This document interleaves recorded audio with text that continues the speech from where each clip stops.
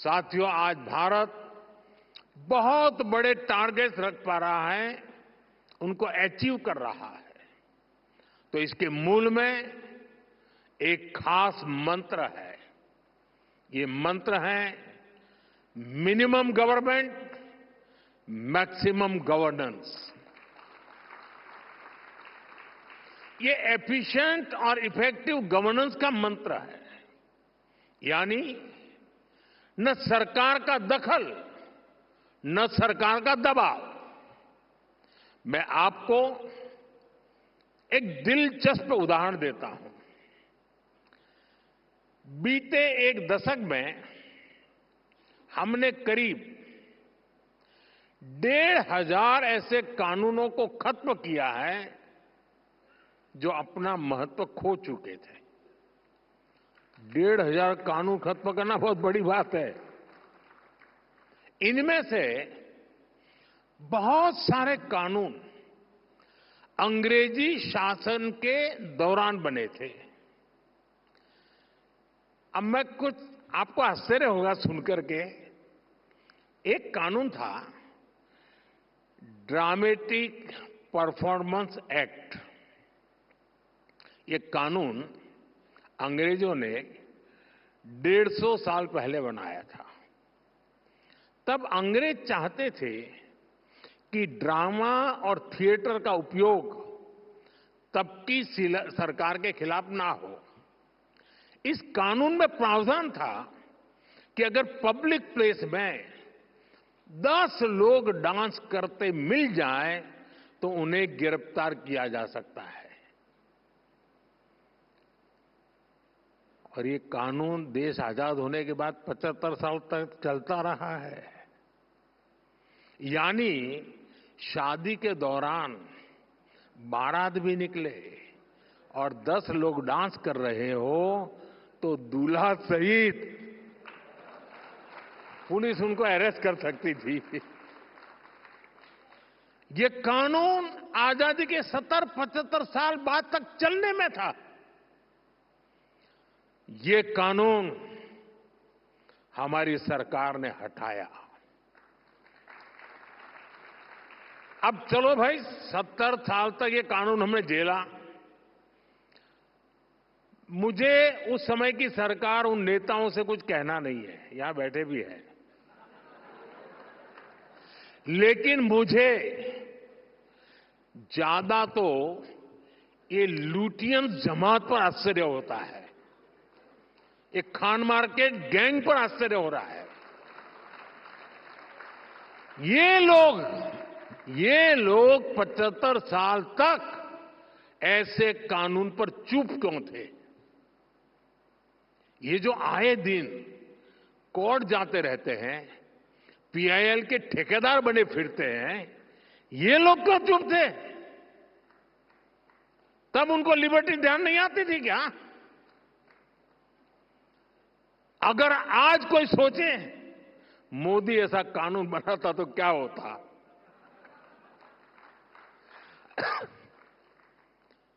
अरे ये जो ट्रॉलर होते हैं ना सोशल मीडिया में, वो भी अगर एक ऐसे ही झूठी खबर चला देते हैं कि मोदी ऐसा कानून बनाने वाला था, आग लगा देते हैं लोग,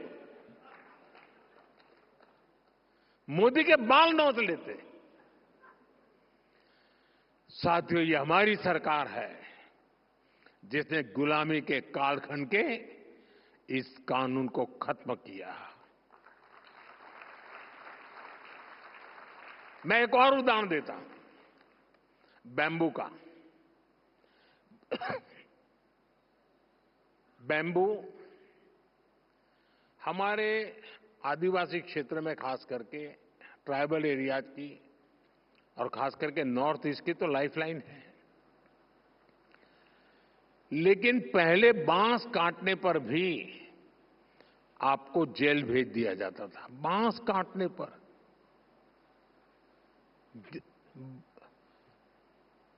अब कानून क्यों बना? अब मुझे कोई भी, मैं आपसे पूछूं भाई, मैं अगर आपको पूछूं कि बांस ये वृक्ष है, ट्री है क्या? कोई मानेगा क्या ये ट्री है? कोई मानेगा ये वृक्ष है? आपको आश्चर्य होगा, आजादी के 70 साल के बाद भी मेरे देश की सरकार ये मानती थी कि बाम्बू ये पेड़ है, वृक्ष है, और इसलिए वृक्ष काटने से जैसे मनाई थी, वैसी बाम्बू काटने से बढ़ाई थी। हमारे देश में एक कानून था जो बांस को ट्री मानता था, और सारे ट्री के कानून इस पर लगते थे। इसको काटना मुश्किल था। हमारे पहले के शासकों को समझ ही नहीं आया कि बांस पेड़ नहीं है। अंग्रेजों के अपने इंटरेस्ट हो सकते थे, लेकिन हमने क्यों नहीं किया? बांस से जुड़े दशकों पुराने कानून को भी हमारी ही सरकार ने बदला। साथियों, आपको याद होगा, 10 साल पहले तक आईटीआर भरना किसी सामान्य व्यक्ति के लिए कितना मुश्किल था। आज कुछ ही पलों में आप आईटीआर फाइल करते हैं और रिफंड भी कुछ ही दिनों में अकाउंट में सीधा जमा हो जाता है। अब तो इनकम टैक्स को जुड़े कानून को और आसान बनाने का प्रोसेस संसद में चल रहा है। हमने 12 लाख रुपए तक की इनकम को टैक्स फ्री कर दिया। हाँ, अब ताली बजी। आपको बाम्बू में ताली नहीं बजी, क्योंकि वो आदिवासियों का है।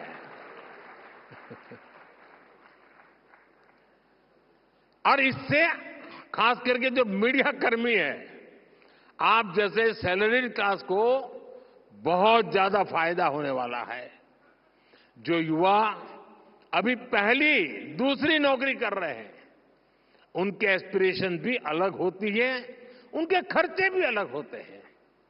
वो अपनी एस्पिरेशंस पूरी करें, उनकी सेविंग्स बढ़े, इसमें बजट ने बहुत मदद की है। हमारा मकसद यही है, देश के लोगों को ईज ऑफ लिविंग दो, ईज ऑफ डूइंग बिजनेस दो, उड़ने के लिए खुला आसमान दो।